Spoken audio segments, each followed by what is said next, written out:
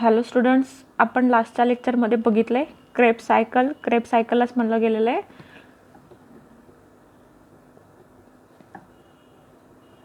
Citric acid cycle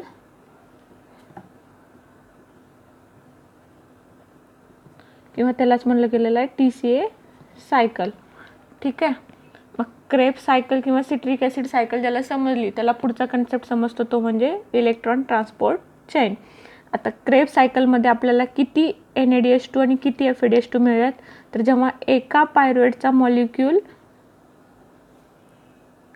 crab cycle पूर्ण करतो तेव्हा आपल्याला 4 NADH2 भेटतात, त्याच्यानंतर 2 FADH2 भेटतात आणि 1 ATP भेटतो. बरोबर, असं जेव्हा डबल होते म्हणजे जेव्हा 2 पायरुवेटचे मॉलिक्यूल TCA सायकलमध्ये एंटर होतात तेव्हा मिळतात आपल्याला ह्याचे दुप्पट. बरोबर, म्हणजे 4 दोन्ही 8 NADH2, त्याच्यानंतर 4 FADH2 आणि 2 ATP. हे कुठून भेटलेले आहेत आपल्याला, तर जेव्हा 2 पायरुवेटचे मॉलिक्यूल ह्या TCA सायकलमध्ये एंटर होतात तेव्हा. ठीक आहे, मग आता हा पायरुवेट कुठून तयार होतो, तर जेव्हा ग्लायकोलायसिसमध्ये ग्लुकोजचं काय होतं, ब्रेकडाऊन होतो आणि ग्लुकोजचा ब्रेकडाऊन झाल्याच्या नंतर भेटतो आपल्याला पायरुवेटचा मॉलिक्यूल. मग आता ह्या ग्लायकोलायसिसमध्ये किती नेटगेन ATP आहेत, तर 2 ATP भेटतात आणि 2 NADH2 भेटतात आपल्याला. बरोबर, आपण हे इथंपर्यंत बघितलंय. म्हणजेच काय, जेव्हा 2 पायरुवेटचे मॉलिक्यूल TCA सायकलमध्ये एंटर होतात तेव्हा किती भेटतात, एनर्जी काय भेटायला लागली आहे, तर 8 NADH2, 4 FADH2 आणि 2 ATP मॉलिक्यूल. आणि जेव्हा एका ग्लुकोजचा मॉलिक्यूल ब्रेक होतो तेव्हा इथे 2 ATP आणि 2 NADH2 भेटतात. मग आता हे ATP आणि NADH2 जातात कुठे, तर they enters into the electron transport chain. बरोबर, मग आता इलेक्ट्रॉन ट्रान्सपोर्ट चेन कुठे कॅरीड आउट होते ते आपण बघूयात. पहिल्यांदा ETC म्हणजेच काय, इलेक्ट्रॉन ट्रान्सपोर्ट चेन, और त्यालाच काय म्हणलं जातं, इलेक्ट्रॉन ट्रान्सपोर्ट सिस्टीम. ही चेन आणि सिस्टीम हे मिनिंग एकच आहे. ठीक आहे, तुम्हाला कधी कधी एक्झाममध्ये विचारलं जातं what is the full form of ETC और ETS. ETC म्हणजे इलेक्ट्रॉन ट्रान्सपोर्ट चेन आणि ETS म्हणजे इलेक्ट्रॉन ट्रान्सपोर्ट सिस्टीम.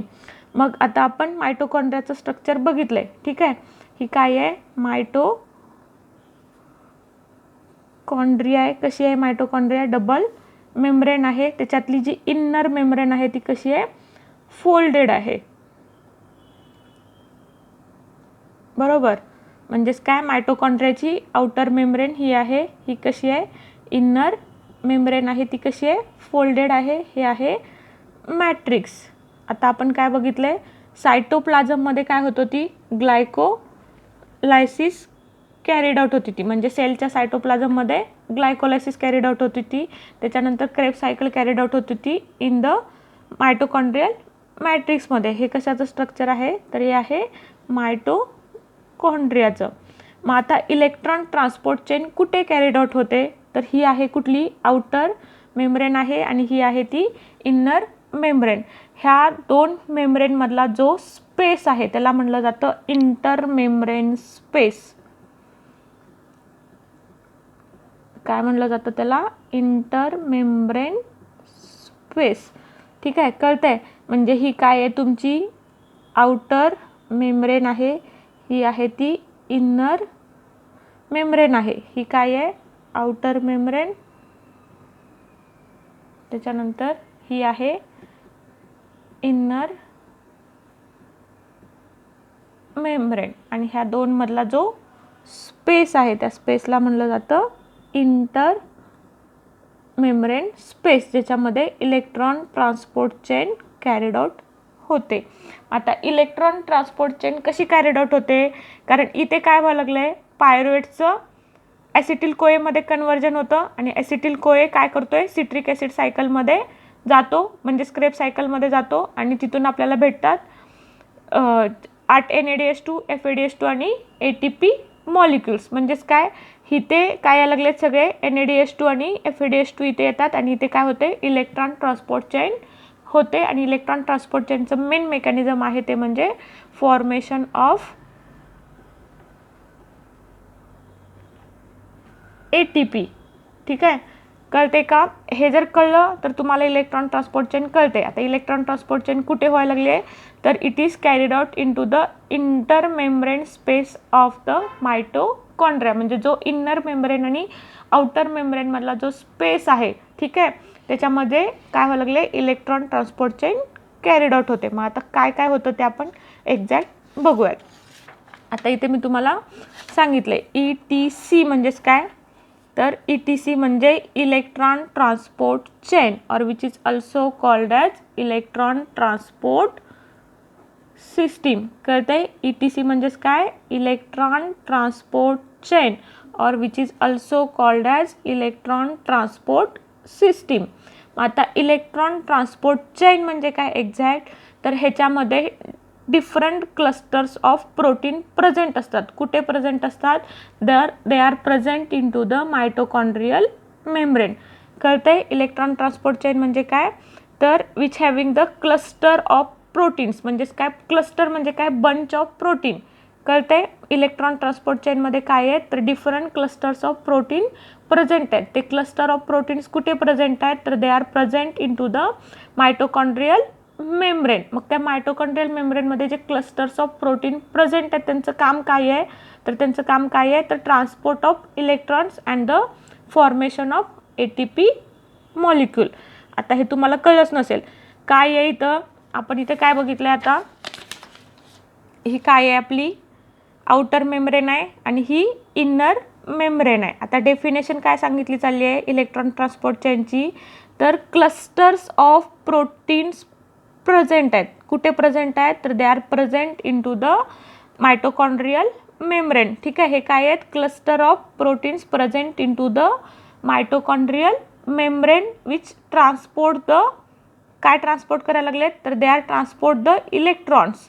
ठीक आहे, आणि इलेक्ट्रॉन ट्रान्सपोर्ट तयार करून काय करायला लागले, तर they R form the ATP molecule. म्हणजे इथे जे NADH2 आणि FADH2 तयार झालेत कुटामध्ये, मायटोकॉन्ड्रियल मॅट्रिक्समध्ये. म्हणजेच काय, ही काय आहे, मॅट्रिक्स आहे. ह्या मॅट्रिक्समध्ये काय केलं गेलेलं आहे, तर क्रेब्स सायकल कॅरीड आउट केलेली आहे. बरोबर.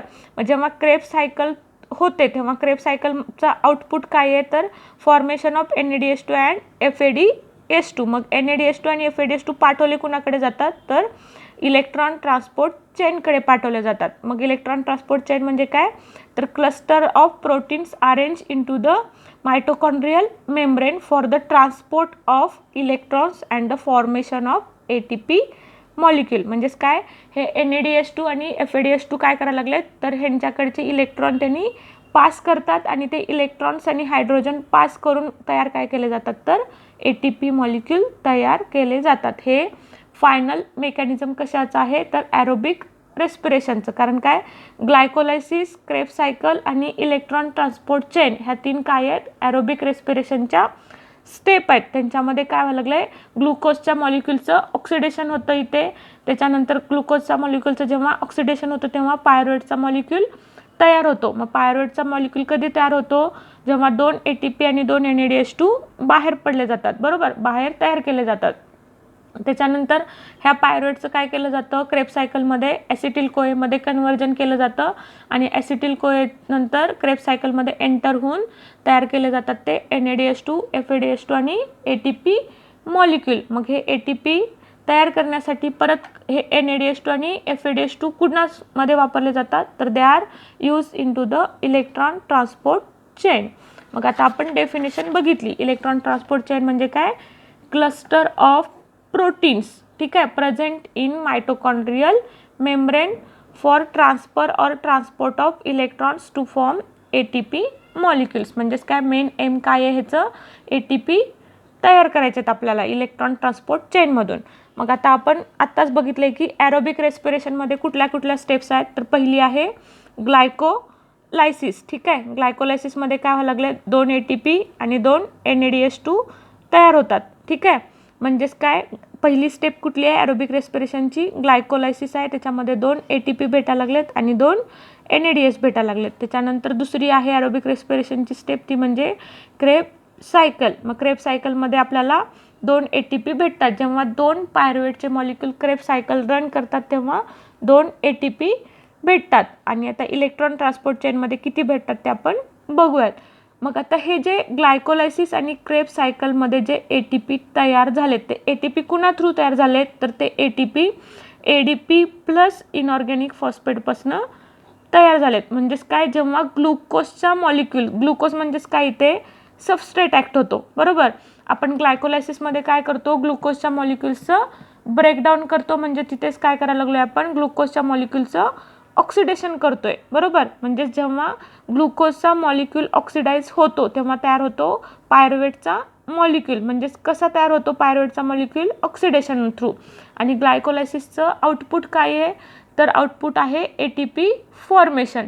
मग ह्या ATP कशा तयार होतात तर त्या ATP तयार होतात ॲडिनोसिन डायफॉस्फेट प्लस इनऑर्गॅनिक फॉस्फेटपासून. म्हणजेच काय, जेव्हा ग्लायकोलायसिस आणि क्रेब्स सायकलमध्ये ATP तयार होतात त्या ATP फॉर्मेशनला म्हणलं जातं सबस्ट्रेट लेवल ऑफ फॉस्फोरायलेशन. म्हणजेच those ATP are form by the formation of ADP and inorganic phosphate that phosphorylation called as substrate level of phosphorylation. कळतंय. इथे काय होत होतं, ग्लुकोजच्या मॉलिक्यूलचं ऑक्सिडेशन होत होतं, तयार होत होता पायरुवेटचा मॉलिक्यूल, पायरुवेटपासून तयार होत होता ॲसिटिल कोए बरोबर.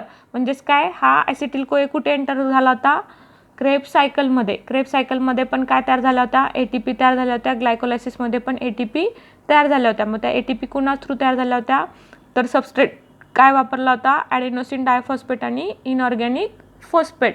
म्हणून त्याला काय म्हणलं आहे, substrate level of phosphorylation. Phosphorylation म्हणजे फॉर्मेशन ऑफ ATP. मग हे ATP कुणा थ्रू तयार झाल्यात तर ॲडिनोसिन डायफॉस्फेट आणि इनऑर्गॅनिक फॉस्फेटपासून ह्या ATP क्रेब्स सायकल आणि ग्लायकोलायसिसमध्ये तयार झाल्यात. आता नेक्स्ट कन्सेप्ट आहे ती म्हणजे ऑक्सिडेटिव्ह फॉस्फोरायलेशन, जी की इलेक्ट्रॉन ट्रान्सपोर्ट चेनमध्ये कॅरीड आउट होतं. म्हणजे ह्या इलेक्ट्रॉन ट्रान्सपोर्ट चेनमध्ये ATP कशा फॉर्म होतात तर by the process of oxidative phosphorylation. कळतंय. इलेक्ट्रॉन ट्रान्सपोर्ट चेनमध्ये ATP कुठल्या वेळी फॉर्म होतात तर by the process of oxidative phosphorylation. मग ऑक्सिडेटिव्ह फॉस्फोरायलेशन म्हणजे काय तर ऑक्सिडेटिव्ह फॉस्फोरायलेशन म्हणजे ज्या ग्लायकोलायसिस आणि क्रेब्स सायकलमध्ये जे NADH आणि FADH2 तयार झालेत त्या NADH आणि FADH2चं जेव्हा ऑक्सिडेशन होतं तेव्हा ज्या ATP बाहेर पडतात त्यांना म्हणलं जातं ऑक्सिडेटिव्ह फॉस्फोरायलेशन. काय सांगते मी, ग्लायकोलायसिसमध्ये किती NADH तयार झाले होते, 2 NADH तयार झाले होते. त्याच्यानंतर क्रेब्स सायकलमध्ये 8 NADH आणि 2 FADH2 तयार झाले होते. आता हे NADH आणि FADHचं काम काय आहे तर ह्यांच्यापासून परत आपल्याला ATP तयार करायचे. त्या ATP कुठे तयार केल्या जातात तर त्या ATP इलेक्ट्रॉन ट्रान्सपोर्ट चेनमध्ये तयार केल्या जातात. मग त्या कशा तयार केल्या जातात तर ह्या NADH आणि FADHचं काय केलं जातं, ऑक्सिडेशन केलं जातं. मग हे ऑक्सिडेशन कुठे केलं जातं तर हे ऑक्सिडेशन इलेक्ट्रॉन ट्रान्सपोर्ट चेनमध्ये केलं जातं. आणि इलेक्ट्रॉन ट्रान्सपोर्ट चेनमध्ये जेव्हा NADH आणि FADH2चं ऑक्सिडेशन होतं तेव्हा काय केल्या जातात, ATP तयार केल्या जातात by the process of oxidative phosphorylation. हे ऑक्सिडेटिव्ह फॉस्फोरायलेशन कुणामध्ये होतं तर it is carried out in to the electron transport चेनमध्ये. आता इलेक्ट्रॉन ट्रान्सपोर्ट चेनमध्ये एक्झॅक्ट ATP कशा तयार होतात तर त्यांच्यामध्ये काय सांगितलं आहे तर डिफरंट क्लस्टर ऑफ प्रोटीन्स आहेत. म्हणजेच क्लस्टर ऑफ प्रोटीन्स म्हणजे वेगवेगळे कॉम्प्लेक्स त्या इनर मेम्ब्रेनमध्ये अरेंज केले जातात. मग कुठले 4 कॉम्प्लेक्स आहेत तर ETCमध्ये 4 कॉम्प्लेक्स प्रेझेंट आहेत. ठीक आहे. त्याचं नाव आहे कॉम्प्लेक्स 1, कॉम्प्लेक्स 2, कॉम्प्लेक्स 3 आणि कॉम्प्लेक्स 4. हे 4 कॉम्प्लेक्स कुठे अरेंज आहेत तर they are arrange in to the mitochondrial membrane. ठीक आहे. हे 4 कॉम्प्लेक्स काय करायला लागले तर ATPचं फॉर्मेशन करतात. आता हे ATPचं फॉर्मेशन कसं करतात ते आपण उद्याच्या लेक्चरमध्ये बघूयात. फक्त आजच्या लेक्चरमध्ये एवढंच लक्षात ठेवा की ह्यांच्यामध्ये किती 4 कॉम्प्लेक्स प्रेझेंट आहेत. कुणामध्ये इलेक्ट्रॉन ट्रान्सपोर्ट चेनमध्ये. ते काय करायला लागले तर ATPचं फॉर्मेशन करतात. ते ATP कसं तयार करतात ते आपण 1 बाय 1 उद्याच्या लेक्चरमध्ये बघूयात. आज आपण इथेच थांबूयात.